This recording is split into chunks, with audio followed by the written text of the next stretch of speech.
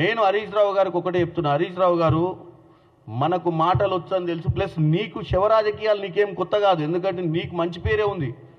ఏది నీ నోట్లకి వెళ్ళి వచ్చే అంశాలు రాజీనామా, అగ్గిపెట్టే, శవ రాజకీయాలు, వీటన్నిటికీ నీకు మంచి అనుబంధం ఉంది. ఎందుకంటే మనకు రాజీనామాలు కొత్త కాదు, ఎలక్షన్లు కలెక్షన్లే మన నినాదం. ఒకప్పుడు 2002లో పార్టీ పెట్టినాక మన నినాదమే ఎలక్షన్ కలెక్షన్. రాజీనామా అంటే మనకు ఫస్ట్ వర్డ్ డిక్షనరీలా, చేస్తే కలెక్షన్ అయిద్దని. అగ్గిపెట్టే ఇంకా శవ రాజకీయాలు, దీంట్లో కూడా మన కనెక్షన్ ఏందో తెలంగాణ ప్రజలకు తెలుసు. ఇవాళ ఎస్ఎల్బీసీలో కూడా గదే శవ రాజకీయం, గదే పనికిరాని ముచ్చట్లు. కాబట్టి హరీష్ రావు గారు ఇంకా చెప్పి అరిగిపోయింది రికార్డు. గత సంవత్సరం నరల ఒక్క రోజన్న తెలంగాణ ప్రజలకు అర్థమయ్యే విధంగా రాష్ట్ర ప్రభుత్వం ఏం చేస్తుంది, రాష్ట్ర ప్రభుత్వం ఎంత చేస్తుంది, రాష్ట్ర ప్రభుత్వం ఏమైనా పని చేస్తుందా అని చెప్పే దాంట్లో మీరు విఫలమైపోయారు. ఏది తప్పుడు ప్రచారం చేయడంలో నెంబర్ 1. సోషల్ మీడియాలో కూడా మీరే నెంబర్ 1 మేము ఒప్పుకున్నాం. ఎందుకంటే మీకు సోషల్ మీడియాలో మీరు సూపర్. తప్పుడు ప్రచారమే కదా చేయాల్సింది. మంచి ప్రచారం చేయాలంటే చాలా ఆలోచించి చేయాలి. కన్స్ట్రక్టివ్ ప్రాసెస్కి డిస్ట్రక్టివ్ ప్రాసెస్కి చాలా తేడా ఉంది.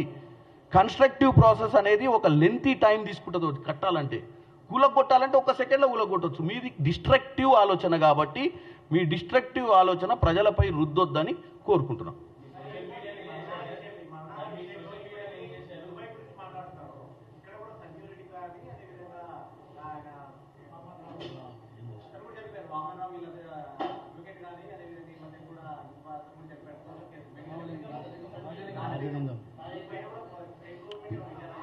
చేస్తుంది 100% చేస్తున్నారు స్టేట్ గవర్నమెంట్. ఆల్రెడీ వాళ్ళ ఫ్యామిలీ మెంబర్స్ దానికి ప్రైమా ఫీషియా వాళ్ళకి డౌట్ ఉందని చెప్పిర్రు. దీని మీద ఎంక్వైరీ నడుస్తుంది.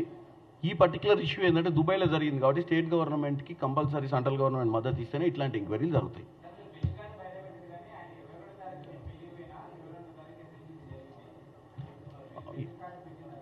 అదే పెళ్లి కదా, ఇదే కదా, ఇది ఎవరు కొత్త ప్రభాకర్ రెడ్డి గారిదే కదా.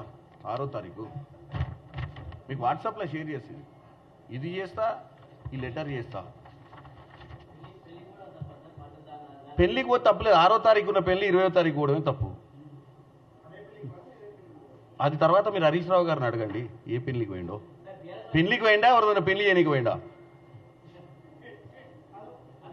అద్దేలాలి. ఇప్పుడు ఏ పెళ్లికి పోయిండు? అగ్గిపెట్టె తోటి పోయిండా, అగ్గిపెట్టె లేకుండా పోయిండా?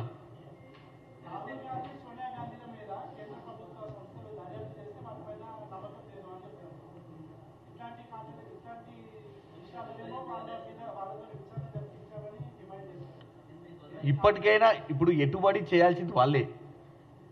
అంటే ఏదైనా పని కావాలంటే ఆ పని చేసేటోడే చేయాలి కదా. అప్పుడున్న ఎంక్వైరీ ఆఫీసర్లు వేరు, ఇప్పుడున్న ఎంక్వైరీ ఆఫీసర్లు వేరు కావచ్చు. ఇప్పుడు చేసేటోడు చిత్తశుద్ధితో చేస్తాడు అనుకుంటాం కదా.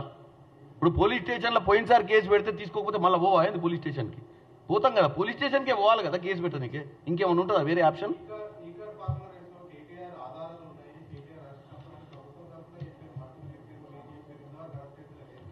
ఈ ఈడీ ఉంది కదా వాళ్ళ కానిస్టేబుల్ మాదిరి. ఇంతకుముందు ఈడీ అంటే 10 ఏళ్ల క్రితం ఓనికి తెలియకపోవు. ఈడీ కూడా వచ్చి కాగితాలన్నీ తీసుకుపోయింది కదా.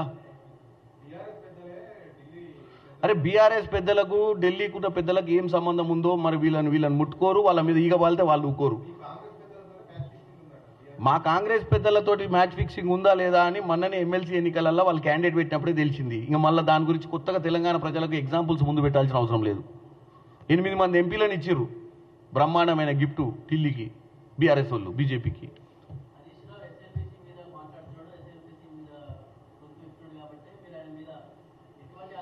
ఎస్ఎల్బీసీ మీద గొంతు విప్పేది ఏముందబ్బా? గొంతు విప్పుడు కంటే ఆడ పోయి పాపం చచ్చిపోయిన వాళ్ళ కోసం ఏదైనా మంచి చేసి వాళ్ళు తొందర రావాలని దేవుని దగ్గర పోయి మొక్కోమని చెప్పు. ఎందుకంటే ఆయనకు నిజంగా మానవత్వం ఉంటే ఎస్ఎల్బీసీలో గొంతు చింపుకోవడం ఏంది? 10 ఏళ్లలో ఆ పొక్కగొట్టనోడు ఏం చేస్తాడు? ఇంకా 10 ఏళ్ళు అయింది ఆ సొరంగం దోవనికి. చిత్తశుద్ధి ఉండి కాళేశ్వరం మీద ఉన్న చిత్తశుద్ధి దాని మీద ఉంటే ఇవాళ నీళ్లు రాకపోయినాయి నల్గొండకు. ఇవాళ అంటే ఆంధ్రాలో నీళ్లు పోతున్నాయంటే ఆ నీళ్ళు ఎందుకు పోతున్నాయి? వీళ్ళు అన్ని రిజర్వాయర్లు ఈ ప్రాసెస్ ఇవాళ 30 టీఎంసీల నీళ్ళు ఇవాళ అవసరానికి వచ్చేటి. అది అయ్యి ఉంటే 10 ఏళ్లలో 30 టీఎంసీ నీళ్లు గాలికి వదిలినట్టే కదా మనం. అయ్యాల 30 టీఎంసీ నీళ్ళు ఈ పైప్లోకి వెళ్ళి వదిలితే అవతలకు వేయటి నల్గొండకు. మరి వీళ్ళు చేయకనే కదా 30 టీఎంసీలు జారిపోయినాయి అటు కిందికి గ్రావిటీలా. ఏదున్నా ముచ్చట వాళ్ళు చెప్తే విన్నామనుకో, ఇక ఎవడన్నా చెవులో పువ్వు పెట్టుకున్నాడు ఉంటే ఆయనకి ఎన్ననే చెప్తారు ముచ్చట్లు. Okay, thank you.